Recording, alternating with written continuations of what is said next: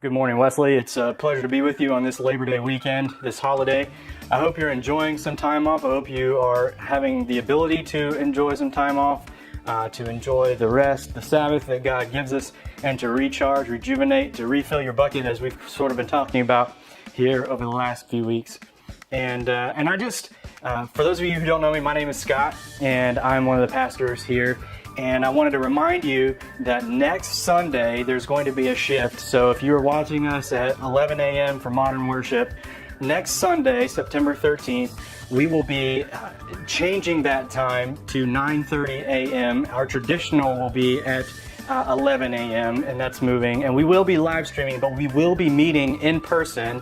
We have a tent set up. We have fans for those who fear it may be too hot. We have kids ministry events set up. We will be properly socially distancing. We will be taking the proper precautions to ensure the safety of all involved. But we cannot underestimate the value of being together, being in person. And I, for one, am extremely excited about that. And I hope you will join us next Sunday. If you are here in the Evans area, join us for worship there. And we look forward to seeing you.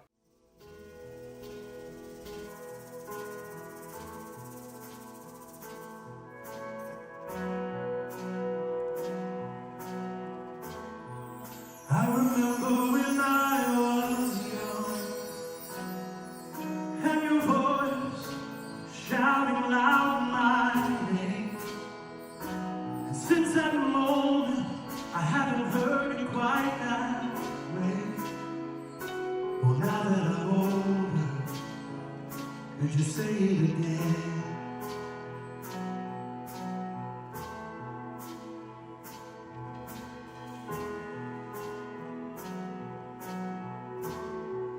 I remember when I was afraid, and on the hand I felt lead the way.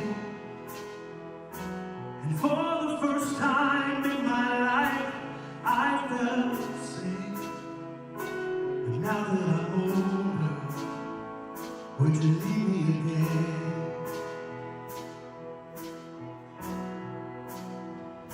And when the storm's out on the ocean, and the violent wind gets to blowing, oh, take me back, all the way back, oh, take me back to my first love. I remember when I was blind. Then your love can open up my eyes. With all the lights that flood in my life.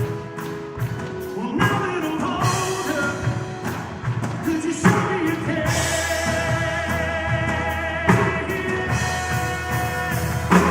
When the storm's out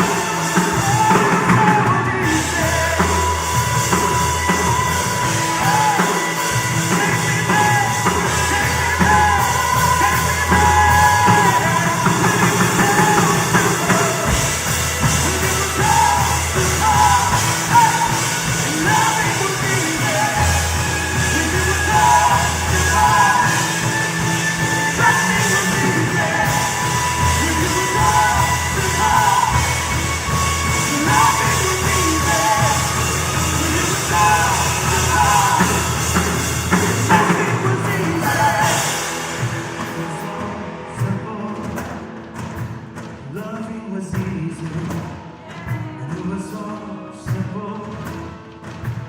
Trusting was easy, and it was all simple. Loving was easy, and it was all simple.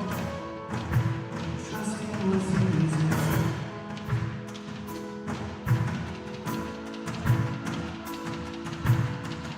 Don't you wish you could just go back? Back when your first love, back before you had responsibilities or things that get in your way or things that you place in your life above God.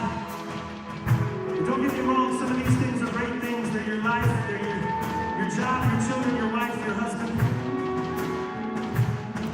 But there's something special about when you come to God with the heart of a child, and that nothing really matters. You're not torn, you're not burned by life, you're not scorned by sin. You come and you trust so simply. And if you have kids or if you've been around kids, you know that feeling. So right now, in this room, there's technically no one here, but maybe someone's watching. Sing this. When it was all simple, and loving was easy. When it was all simple, trusting was easy. When it was all simple, loving was easy. When it was all simple, trusting was easy. When it was all simple, loving was easy. When it was all simple, trusting was easy. When it was all simple, loving was easy. When it was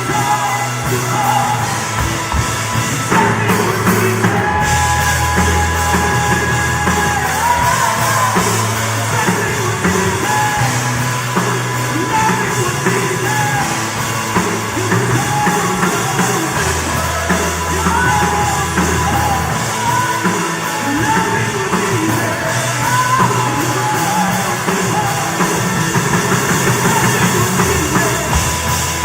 simple, trusting was easy. It was all so simple.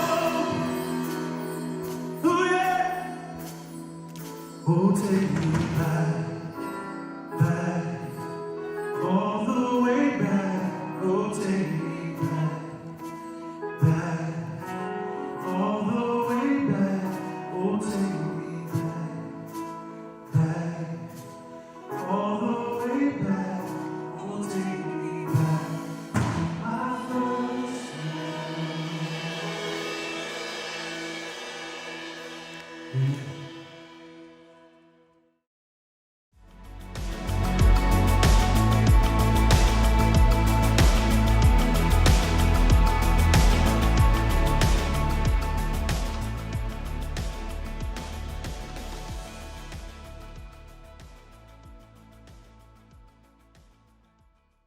Today I want to preface my message by saying that this is probably not the easiest of messages, and you may want to consume this in two parts. I say that lovingly, but we're talking about simplifying our lives. We thought it would be a great chance to begin the school year as a new beginning in thinking about how we may simplify areas of our lives so that we may become better disciples for Jesus Christ. So we may focus on what it is that Jesus wants us to do with our lives, the purpose that Jesus has, and so that we may live fully and simplistically into that purpose. And sometimes it requires that we declutter, that we take away the noise, filter out the noise, and simplify things so that we can hear the calling better that Jesus has placed on us. Now, today is about simplifying our relationships, and it is my belief that a simplified living requires attending to broken relationships. And ultimately, this message today is centering upon the notion of forgiveness. This is a hard topic.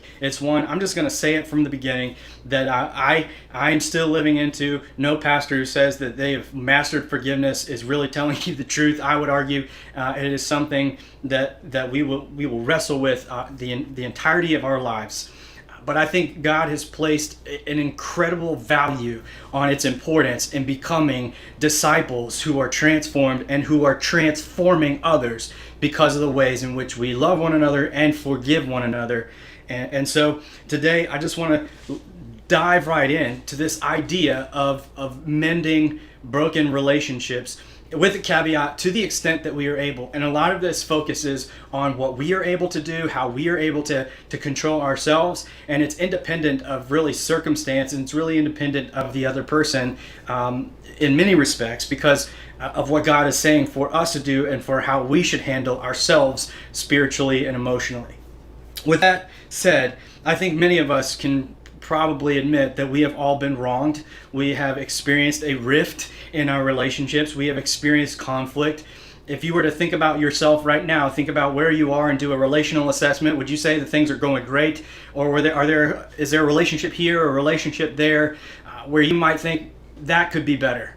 And the question that stems from that even is, what about that relationship or any relationship in your life is stealing joy from you, or is renting space, occupying space in your mind because of the state of its brokenness? So looking at today how we may simplify our lives so that we might begin to mend relationships, so that we might hear God better and follow God better as disciples. I don't think we can underestimate the cost of relational rifts, of conflict, of unmended relationships. And many cases we respond in one of two ways. We attempt to heal, attempt to reconcile, or we may attempt to avoid or be aggressive. I say there's passive aggressive and there's aggressive aggressive. So we may argue, we may try to prove our point, but there's a way of dealing with a rift in a healthy way, and then there are ways of dealing it in non-healthy ways. And I think healing in the long run is what we want to strive to do, because it's more time efficient, and B, it gives us a greater sense of peace, a more peace of mind, peace of the heart. And over time, the more we allow ourselves to forgive and mend relationships, the less mental space it occupies within us and consumes us emotionally. Now, I think simplified living requires that we attend to wrongdoings of others, or maybe our own wrongdoings toward others, and simplified living means that we attend to our broken or unmended relationships. And Jesus provides a wonderful example for us to emulate and sets the standard for us.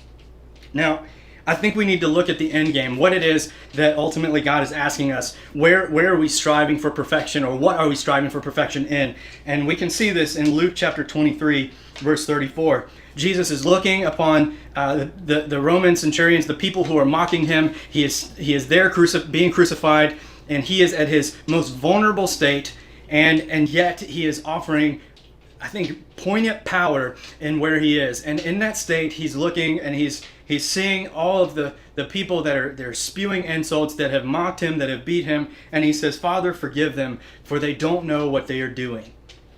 And the soldiers, it says, gambled for his clothes by throwing dice. But Jesus is looking at those who have done him incredible wrong, and he has the presence of mind and the presence of heart to say, "God, please forgive them, for they don't know what they're doing." They are blind to what it is that is in front of them. So Jesus, he is innocent in all of this, but he says this out loud. Now, why is this important? Because if we progress forward a little bit, what we find is that there is a Roman centurion after Jesus is crucified, or after he dies, he takes his last breath. He looks at Jesus, and there is something that clicks within this man after what he has seen. And this centurion says out loud, "Truly this man was the Son of God." There is something that went from unknowing, ignorant, but based on the way that Jesus responded in crisis, and how he was forgiving of those who were ignorant, the person who responded through his ignorance with this revelation that, wow, there's something different about this, the way this man has lived his life and has stayed true to himself through the end, and there is something right about him that is certainly wrong and pointing to the wrong or illuminating the wrong in us. And so it is important how forgiveness is life-altering, and that when we emulate Jesus, it gives us hope, it gives us life, and it changes, or has the potential to change, not only ourselves by the ways we are transformed and conformed into God's way and God's image, but the ways that other people respond, because they look at us and they see, you know what, there's something different about living the peaceful, forgiving life. And I'll be honest with you, we need more of that. The Christians are under fire today, based on how from what I have heard, many folks will say, I don't see Christians living any differently than the rest of the world. And in some cases, they could be more judgmental. And that's not to say that we shouldn't have standards, moral standards, but what it is to say is there is a place from which we exercise those moral standards, and it begins with ourselves, and it begins from a place of humility and a place from forgiveness, so that when we talk, we actually have authority based on our living, and that is where the truth can be heard. So there are no exceptions to this. You might say, are there people who are too far gone? And in Romans 5, chapter 8, Paul writes that Christ died for us. So their Father, forgive them, they don't know what they're doing. But Christ died for us while we were all sinners. So it's not that, you know, one is better than another, or one sin is less, or one sin is worse than another. It's a sin is a sin, and a sinner is a sinner, and so nobody is beyond reproach, and everybody is essentially is dead inside, is dead, or we are dead people walking, and so we are in desperate need of grace, and what it is that this grace does is it gives us this life-altering perspective that transforms us by the ways in which we continue to live in that grace, and then flow out of that grace of how it pours out into other people. So none of us, even the serial wrongdoers, are any better off or more perfect than another. Now, I want to talk about 3 types of wrongdoing that we may experience. And forgiveness, it gets progressively more difficult as we encounter these 3 types of wrongdoing, because they're not all the same. And the first one is just these slights or minor offenses. The second wrongdoing is wounding offenses. So these are more like betrayals. They cut deeper to the core. They are much harder to overlook, much harder to forgive. And then the third one is life-shattering offenses. These things are injustices. They are life-altering. They may change the course of your life, the life of somebody you know, and it may seem in this third category that something is absolutely impossible to forgive. So if we first look at minor offenses, and we begin to think, okay, in these 3 categories, and there may be varying degrees of severity, so I don't want to oversimplify this. I just want to no pun intended, but I want to simplify this enough to the extent that we might kind of grasp how forgiveness is progressively more difficult, and yet we are still all called to forgive one another no matter the offense, because we are all operating from the same spiritual deficit. And so these minor offenses you could conceive of them as like a slight, where we might lose reality, lose a sense of perspective. You might have a first world problem, or somebody pulls in and takes your parking spot, or somebody's tailgating you and you aren't okay with it, or you name it. But these don't rise to the level of betrayal. They don't cut personally, but maybe somebody annoys you or just rubs you the wrong way, or you just don't, as one of my Statesboro friends once taught me, you just don't jihad together, and so things, maybe they don't go our way, something isn't said the way we want, or the conditions that we have for maybe reconciling isn't met, and we have a hard time. And so we have 2 choices in the way we respond. We can play the victim card. We can we can say it's somebody else's fault, and I have none of this is my fault, and we can cry foul, or we can become more like Teflon and allow those things that are minor offenses, not betrayals or life-shattering offenses. Those minor offenses help them to rub off of us a little more easily.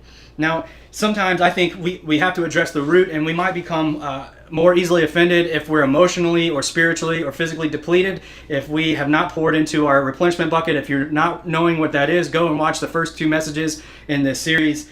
Maybe we're sleep deprived, or there's something deeper going on. There's a symptom of an unhealed wound. Maybe it's something that somebody said that harkens back to something somebody said in our childhood, and it strikes a memory for us, and it's not that the person intended to injure us in that way, but it's bringing up old wounds, and it hurts, and it's hard for us to forgive that person when really it's something that we need to forgive that happened in our past. Whatever the case may be, these minor offenses, if left unfettered or left where we don't do anything to heal them, they can become huge, and they can fester, and they can be really destructive to us internally.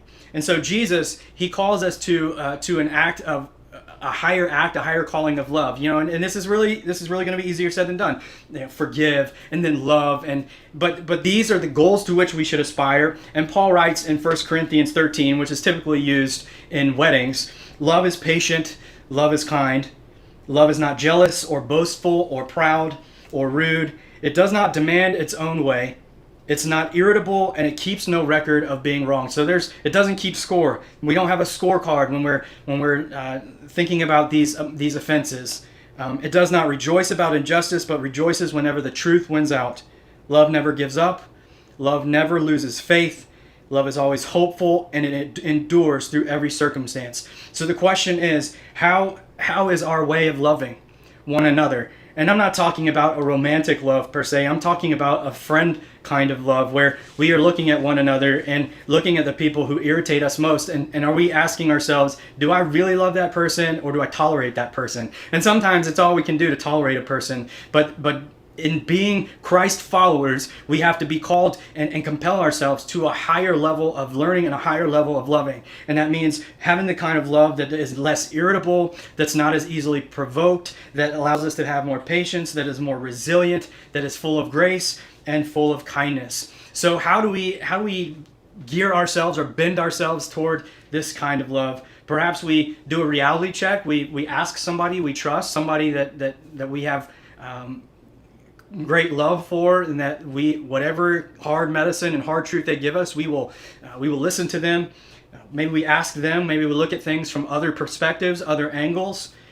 Maybe we want to right size the impact of a minor offense. So if we have made something major when in reality it is minor, but in comparison, perhaps we need to adjust the scope of this so that we don't feel as injured if it's a minor offense. And then we must ask ourselves, is this endemic of a deeper problem? Is something else going on here that is causing me to react in a way that is hurtful towards myself or towards another person? Another thing that we might do is to refill our bucket, to find those replenishment streams. If we are acting out of our depth or out of emptiness or frustration, then we certainly will have less grace to offer. And we must pray to not sweat the small stuff. And again, that's easier said than done. And I don't want to be here and sit here and say, just pray it away. But prayer and speaking with God, as we talked about last week, when we spend time with God, God infuses within us the Spirit of God, the way of God, the likeness of God, and we begin to become more like God. And it requires communication with God. So we must prevent minor offenses from doing major damage within us spiritually and within our psyche, and so that it won't occupy wasted emotional time and energy that is necessary. And so in taking care of minor offenses, it will simplify our relational world. Now the second offense is wounding offenses. These are more like betrayals. They're more than a slight or a little personal offense. These are more personal, and it feels more intentional. And like I said, it feels more like a betrayal. Like it's an intended act to make you feel hurt. And so perhaps and in these cases, they often require some kind of resolution and healing. Whereas in a minor offense, you can chalk that up to, well, they didn't know, or I can get over that easily. And they don't require us having to have a conversation about everything. Betrayals require a certain level of healing and a certain level of resolution. Some examples of these might be betraying one's confidence, or maybe somebody betraying your confidence, damaging one's reputation. It could be verbal violence, and it could be some type of abuse. Now, I want to be careful and say this isn't the type of abuse that is life-altering and life-shattering. It could be that somebody has bullied you, but there's a type of abuse that is far worse, and I don't want to minimize that impact. And so we can either respond with our wanting to seek vengeance, or we can respond with attempts at forgiveness. And this is easier said than done. But we might think in the Old Testament it says an eye for an eye. And so if somebody wrongs me and it feels intentional, it feels personal, I'm going to do the same in return. But you see, my desire for justice doesn't cost the other person anything. If I were to seek revenge, what it in effect does is it hurts me. And then it can hurt the other person. It only sends me further down the downward spiral. And so in seeking justice and seeking vengeance, what it in turn is doing is occupying my mental capacity and my desire or my lack of ability, to get over it. And what it in turn is, it enslaves me, it captivates me, and prevents me from being able to pursue healing, being able to forgive, being able to let it go, not forget it, but be able to let it go so that I can begin to build a life that moves on from the act that is a personal betrayal. So it's also, if I just ignore it and don't do anything about it, I just leave it alone, it can fester and at some point rear its ugly head in some other way, in some other relationship down the road. And a lot of times, issues that we have in relationships today can be traced back to issues that we've had in relationships in prior relationships months, years, or decades ago. And so it's important that we not let these types of offenses fester and we not ignore them. Now, we can also choose to forgive. And again, this is something that is within your control. It is not circumstantial. It is irrelevant or irrespective, of whether somebody is willing to apologize or whether somebody is willing to meet you halfway.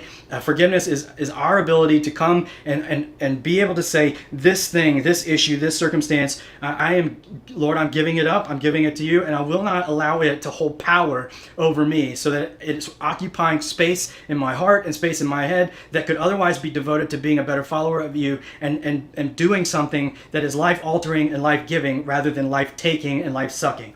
And so, again, we can choose to forgive, or we can choose to do revenge or to act in vengeance. So again, Jesus surrenders his right to revenge when he says on the cross, Father, forgive them, for they don't know what they're doing. Now, some may dismiss this and say, well, that's Jesus. Of course, Jesus is going to do that. This is what the Son of God does.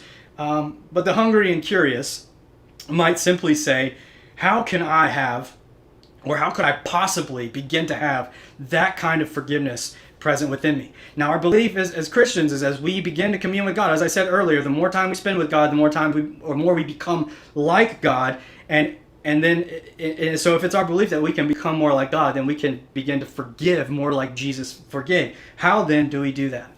And Bill Hybels in his book offers the 5 goes. And this stems from a couple of passages, one of which is Matthew 18:15, in correcting another believer.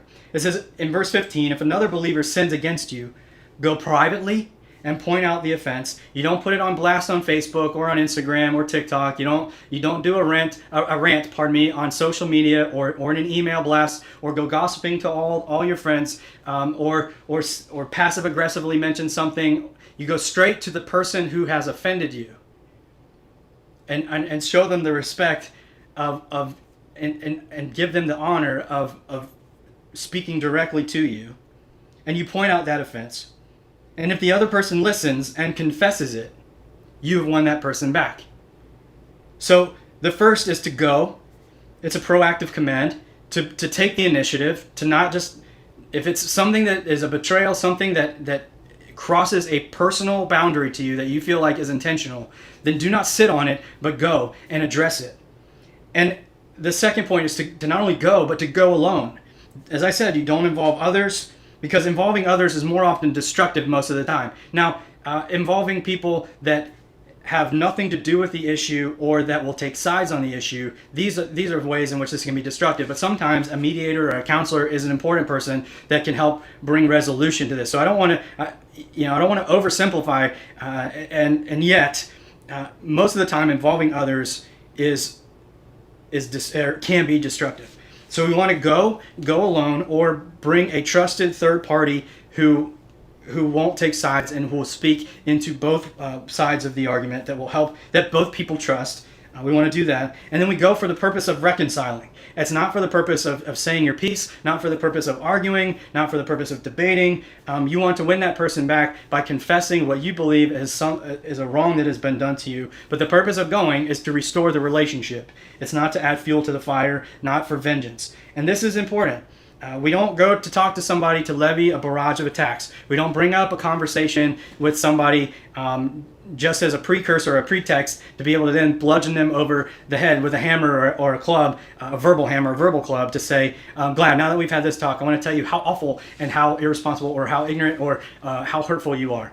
It's really to address the issue, of what's happened, and go with the heart of reconciling, to say, this, I believe, can be better, and we should get over this, or we can get over this. Now, the question is, when should we go?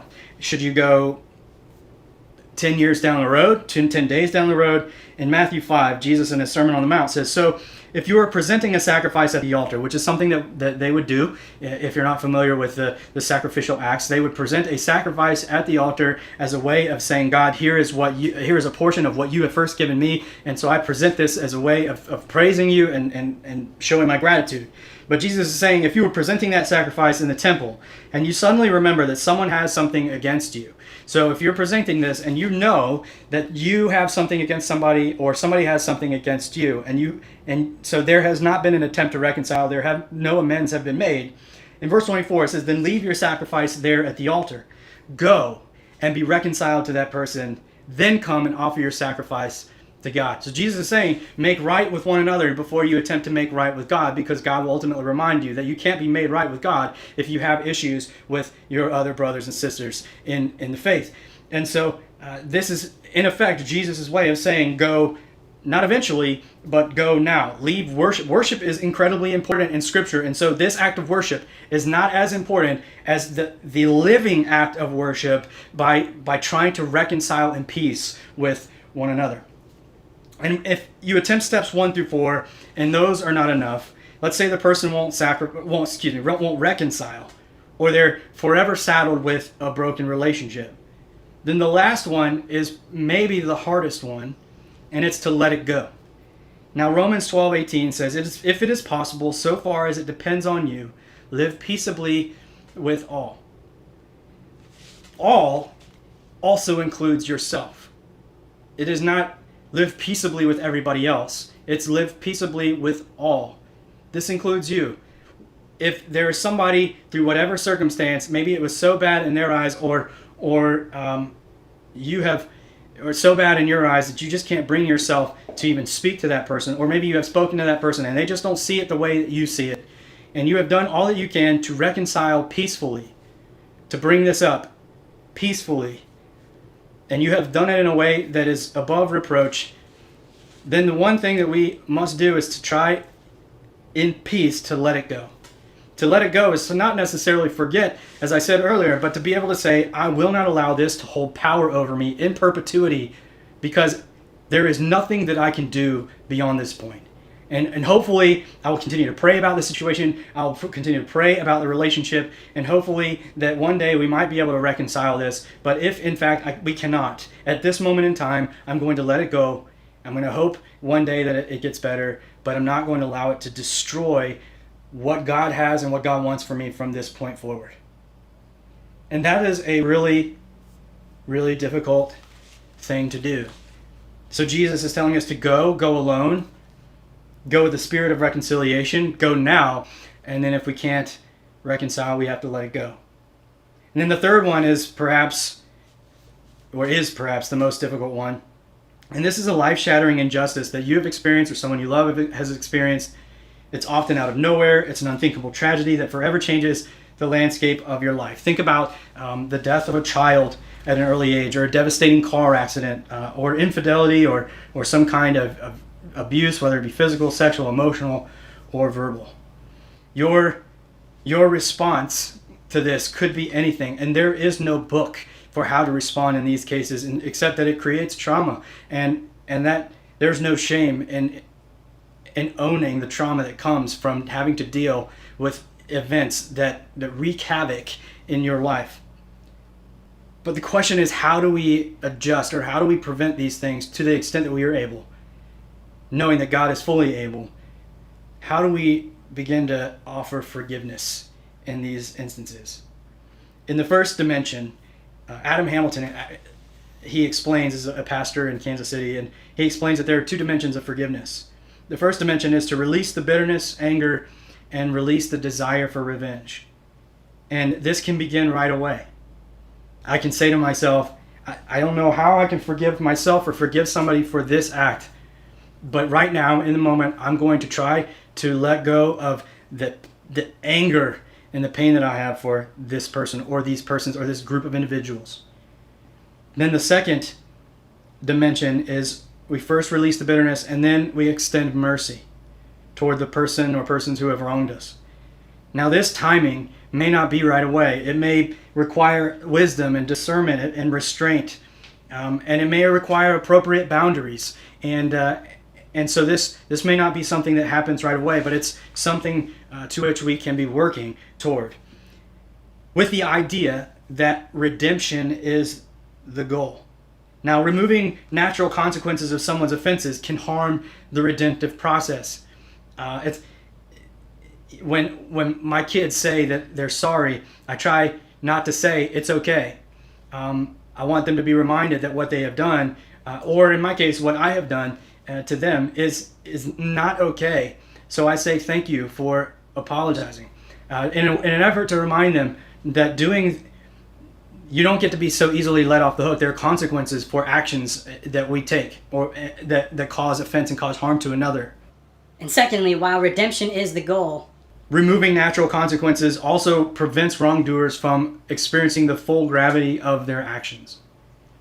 We want and we need for people to experience the consequences of their actions so they can experience the weight of their sin, in order to know how life-altering and life-giving forgiveness really is.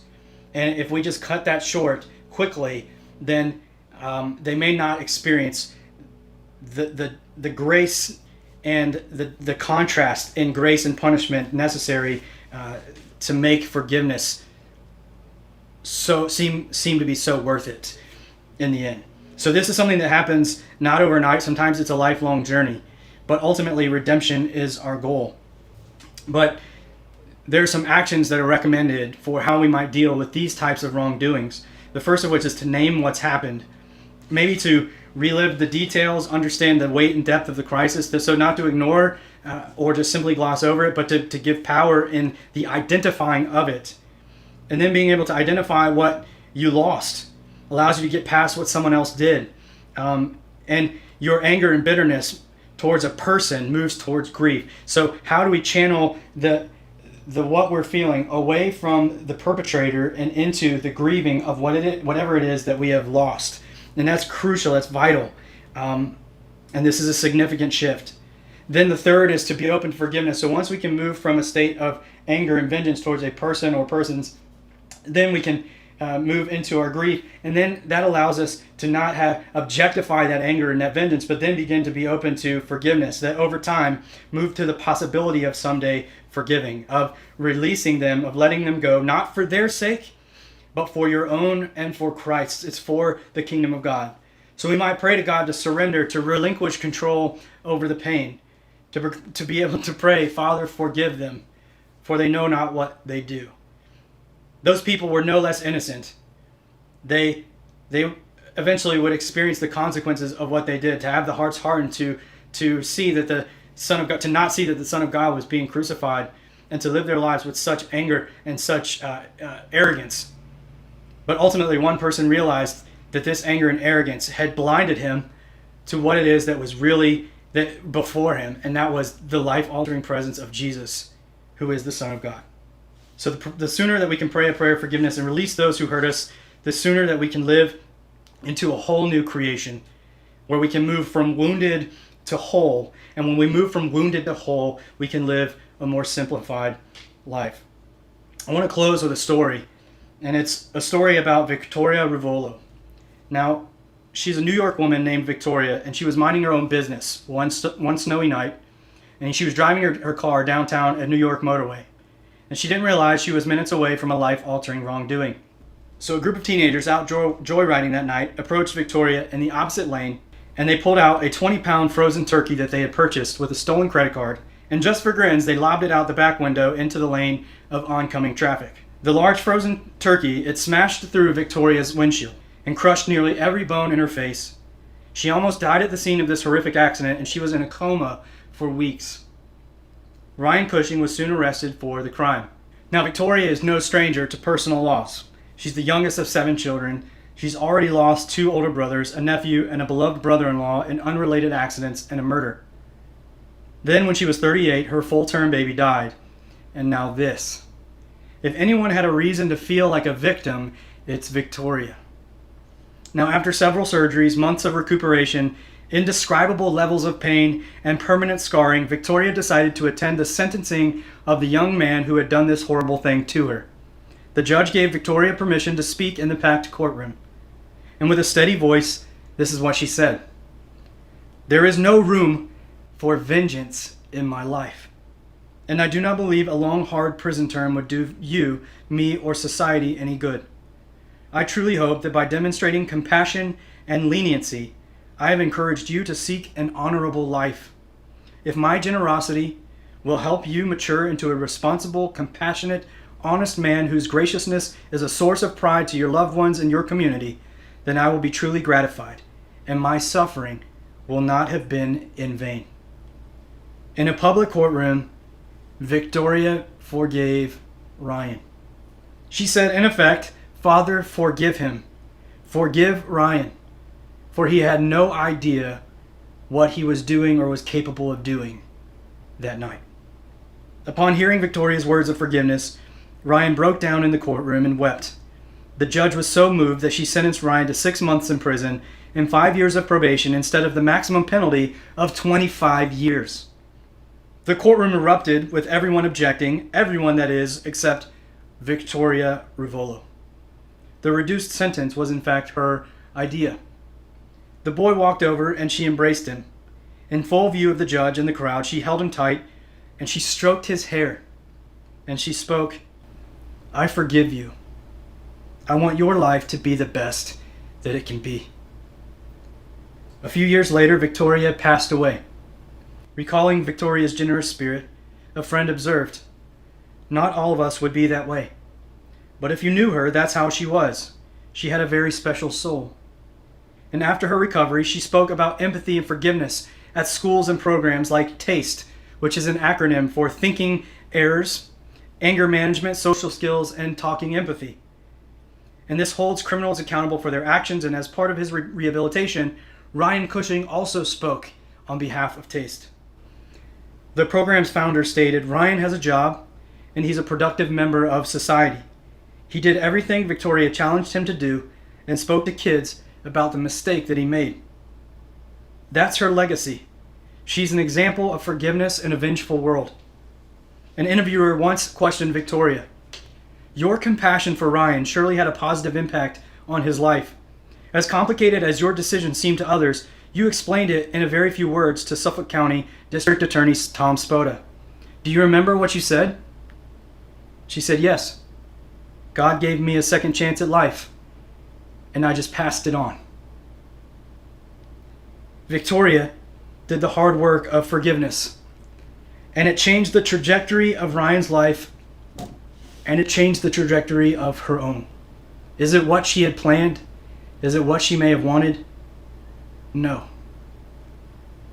But in receiving the hand that she was dealt, in adjusting in the way that God would have her adjust. She was able to alter another's life and then speak forgiveness and grace into schools and programs, and who knows how many other countless individuals were impacted by her spiritual generosity. Simplified living requires attending to broken relationships, and any possibility of mending those relationships hinges on what Jesus modeled for us, forgiving others as he has also forgiven us. Forgiveness is life-altering, it is life-giving, it is kingdom-building, and it is simplifying.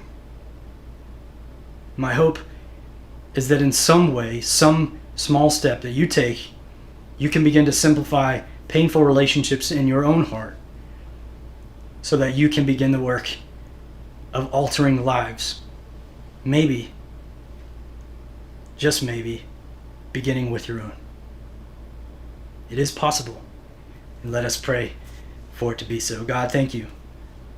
Thank you for this abnormally longer time that we have together on this virtual worship.